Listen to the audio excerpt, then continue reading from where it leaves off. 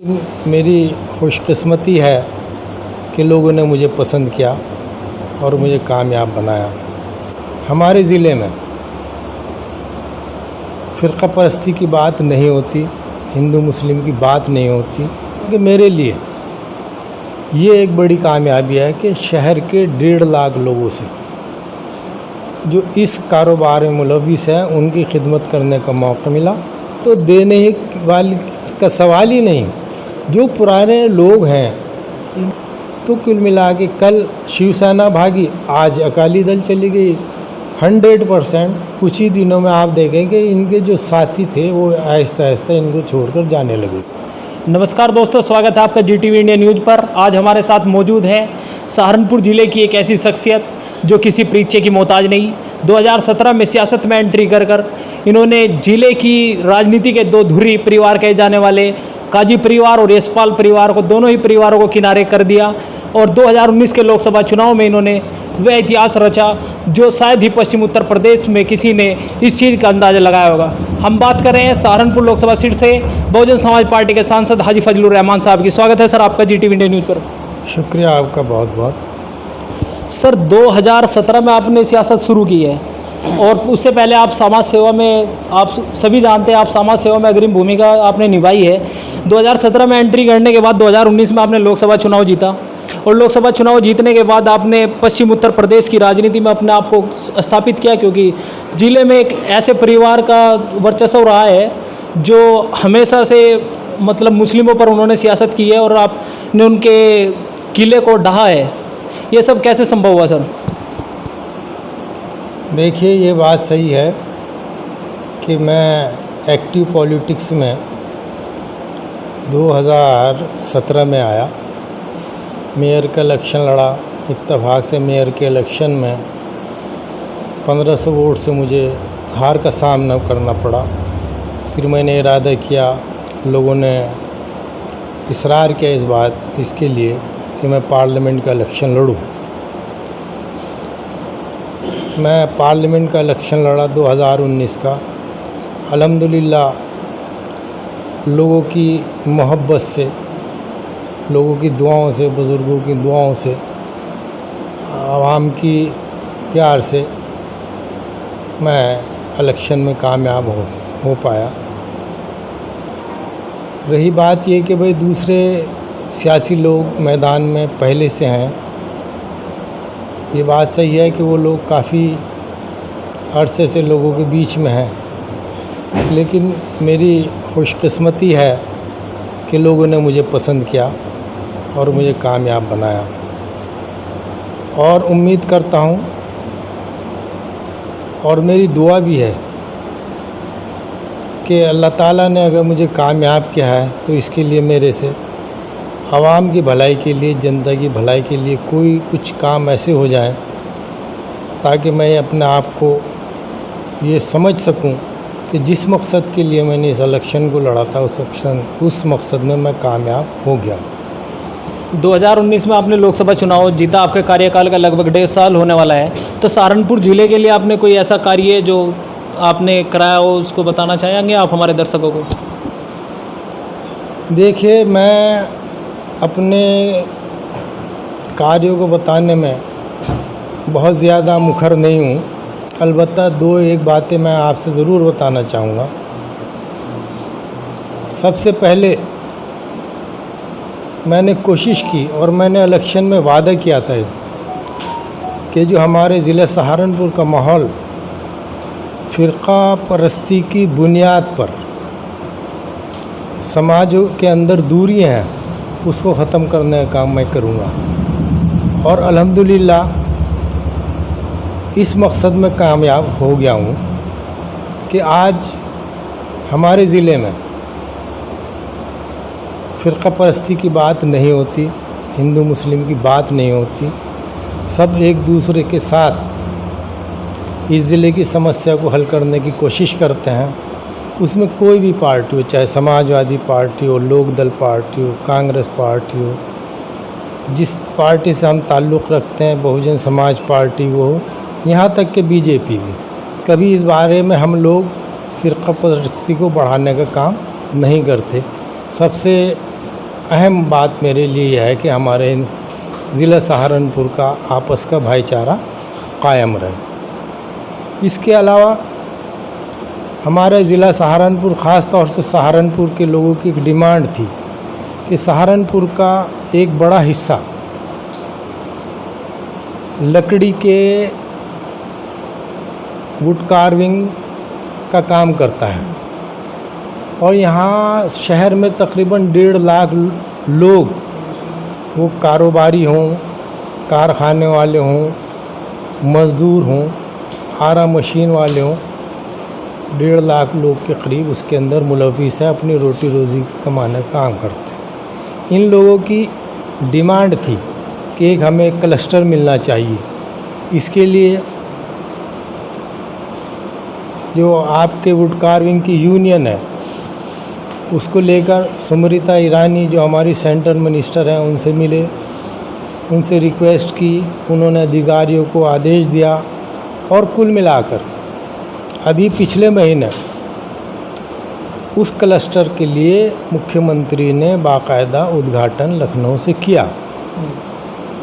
तो मैं समझता हूँ कि मेरे लिए ये एक बड़ी कामयाबी है कि शहर के 1.5 लाख लोगों से जो इस कारोबार में मुलविस हैं उनकी खिदमत करने का मौका मिला और इसके साथ साथ इसकी तरक्की के लिए रास्ता खुला और इस कारोबार की वजह से पूरी दुनिया में हमारा सहारनपुर मशहूर है। इसके अलावा जो मैं समझता हूँ कि पिछले दिनों CAA, NRP, NPR इस सिलसिले में पूरे हिंदुस्तान के अंदर एक तरीके से तनाव का माहौल बना, लेकिन अल्हम्दुलिल्लाह हमारा ज़िला सहारनपुर ऐसा रहा कि यहाँ पर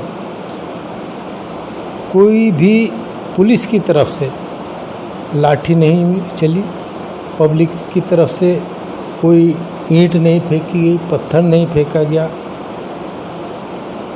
जबकि हमारे बराबर में मुजफ्फरनगर, मेरठ, कानपुर और दूसरे शहरों, मुरादाबाद,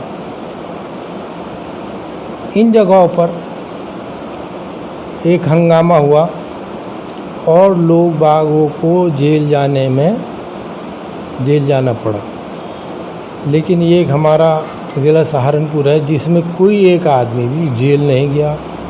अलबत्ता कुछ लोगों पे मुकदमे लिखे गए और आपको ताज्जुब होगा पूरे यूपी के अंदर सबसे कम लोग हमारे ज़िला सहारनपुर में नामज़द हुए हैं।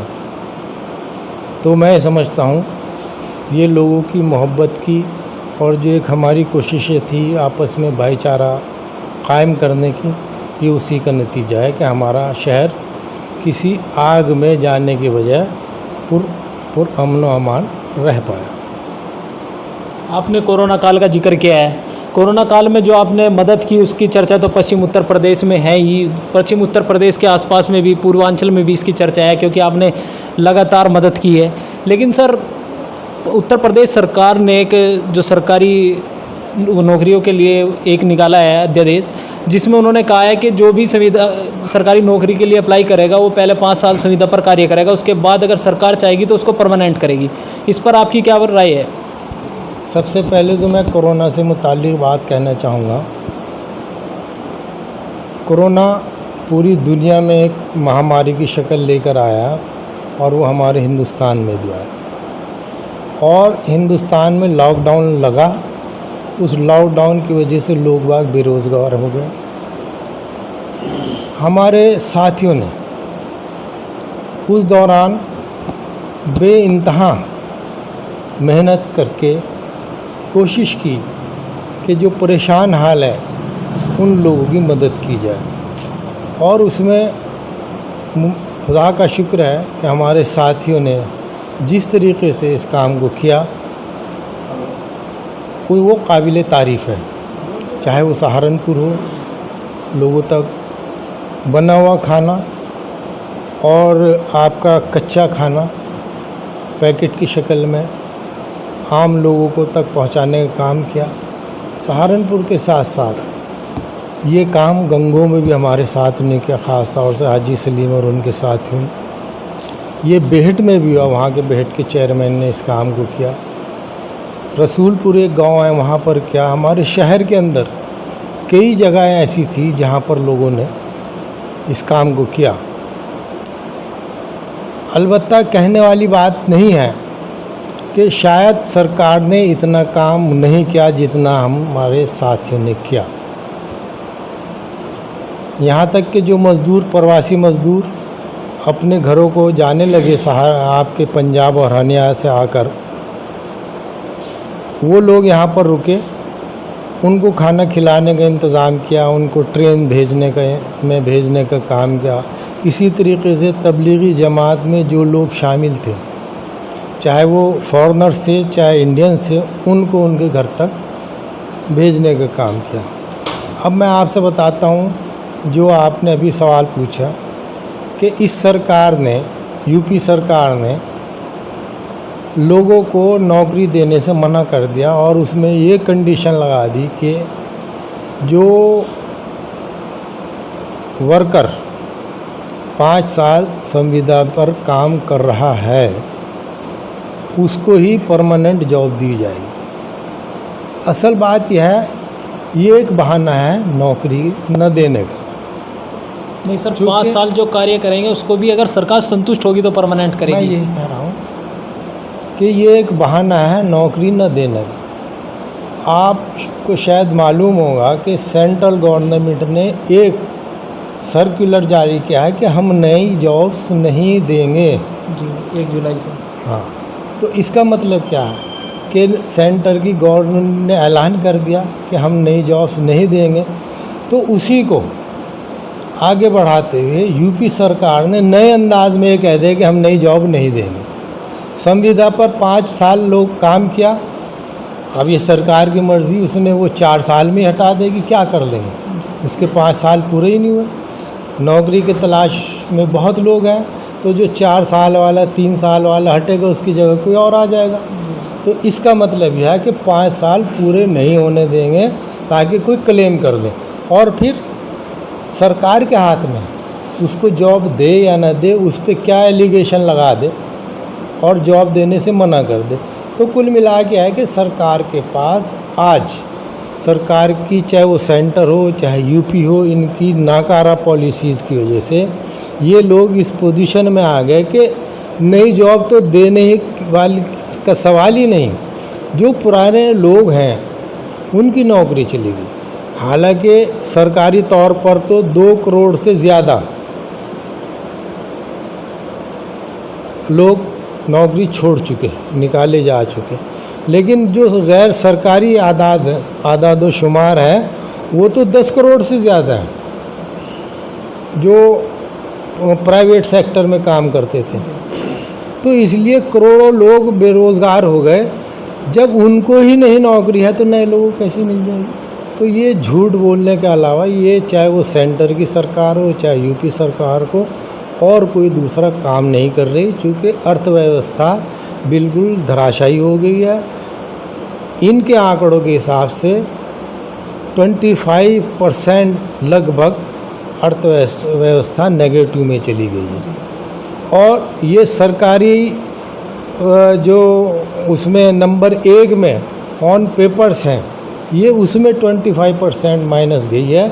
लेकिन अगर जिस कारोबार का कोई हिसाब नहीं है, गैर ऑर्गेनाइज्ड अनऑर्गेनाइज्ड जो सेक्टर है उसमें कितना गया हुआ उसका अंदाज़ा नहीं है।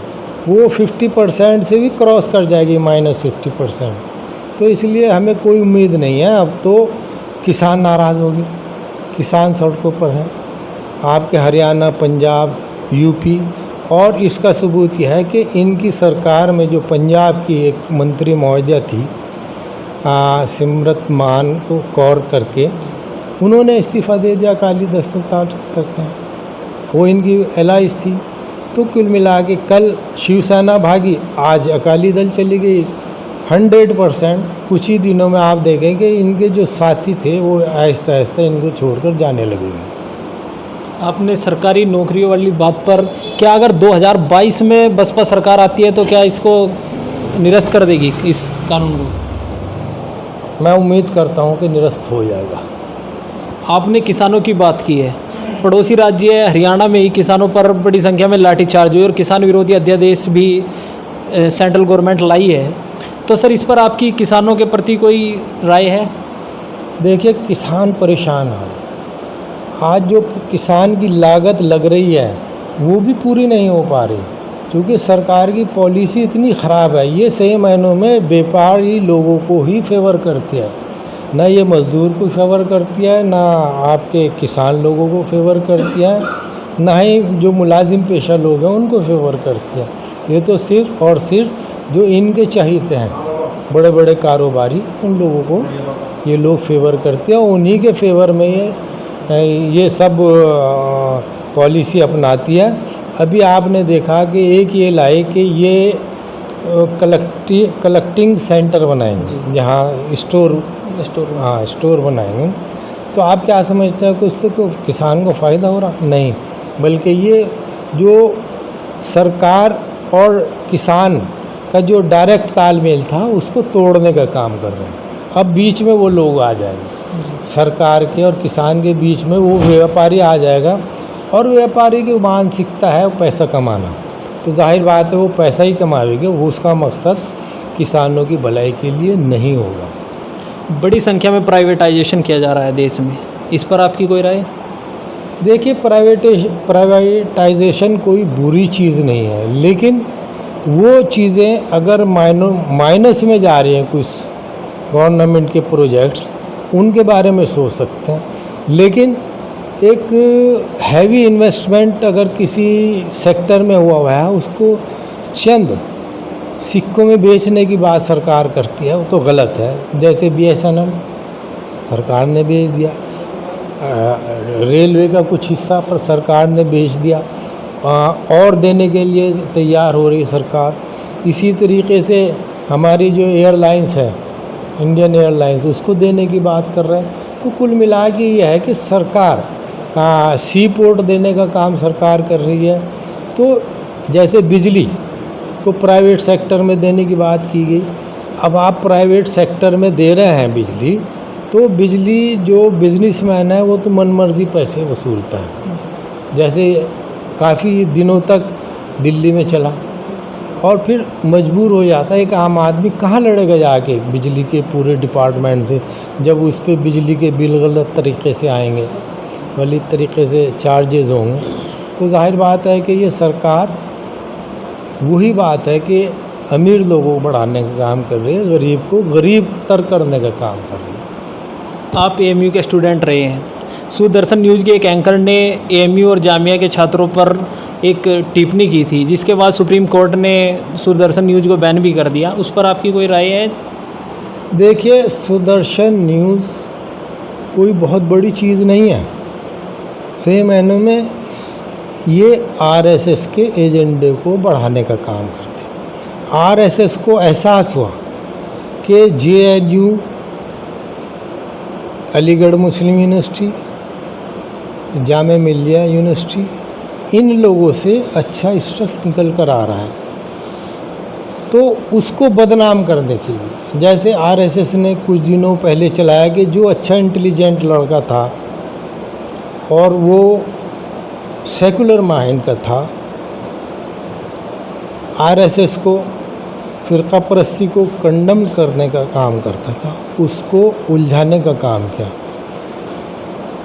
उसमें आप कन्हैया लाल को ले सकते हैं, खालिद उमर को ले सकते हैं, और दूसरे लोग हैं जिनके, और तो येचूरी को इन्होंने फंसाने का काम कर दिया। उधर जो हमारे वकील साहब हैं जिन्हें अभी सुप्रीम कोर्ट ने बहुत ज़्यादा परेशान किया, उनकी बात है। तो इसी तरीके से जब ये जानने लगे RSS के लोग कि अब यहाँ से अच्छा स्टफ निकलना शुरू हो गया है, और ये इस लायक बच्चे बन रहे हैं कि IAS, IPS, IFS, IRS को कम्पीट कर सकें, कामयाब हो सकें, तो उन्होंने बदनाम करने की कोशिश शुरू कर दी। तो असल में ये तो आरएसएस का एक एजेंडा है। सुदर्शन तो एक मोहरा है। और रही सुदर्शन चैनल के एंकर की बात, वो खुद एक बहुत ही घिनौने केस में मुलव्विस है और वो सब इसलिए कर रहा है कि किसी तरीके से सरकार की मदद से मैं उस केस में से बाहर आ जाऊँ, उस केस में मेरी मदद हो जाए, इसलिए वो सुदर्शन जो एंकर है सुदर्शन वाला, वो इस काम को कर रहा है। आखिरी सवाल सर, आपके कार्यकाल के 3.5 साल बचे हैं, सहारनपुर की जनता के लिए कोई ऐसा कार्य जो आप करना चाहते हैं, जो आपका लक्ष्य हो? देखिए, सबसे पहले मेरा मकसद है कि मैं अपनी निधि से और निधि के अलावा जो माइनॉरिटी डिपार्टमेंट है उसके ज़रिए पिछड़े हुए इलाक़ों में स्कूल कायम करने की कोशिश करूँगा, चाहे वो पॉलिटेक्निक हो, लड़कियों का स्कूल हो, बच्चों का स्कूल हो या कोई ट्रेनिंग सेंटर हो। मैं इस पे काम कर रहा हूँ और उम्मीद है कि आने वाले दिनों में निधि शुरू होगी उसमें, और निधि के अलावा ये जो मैंने आप बताया जो अक़लियती शोबा है गवर्नमेंट सरकार का, उसके ज़रिए स्कूल कायम कर सकूँ। और इसके अलावा मैं आपसे बता दूं, मैं चाहूँगा कोई चैरिटी हॉस्पिटल इस्टेब्लिश हो जाए। और इसी तरीके कुछ हमारे यहाँ बिज़नेस हैं, जैसा भी लकड़ी का हम बताया आपको, और इसको बढ़ाने की बात की जाएगी। हौजरी के बारे में मेरी बात की है मैंने हौजरी वालों से, मुझे जैसे वहाँ से कोई सपोर्ट मिलेगी मैं वहाँ भी एक क्लस्टर कायम कराने की बात करूँगा। आप हमारे चैनल के दर्शकों को कोई संदेश देना चाहेंगे सर?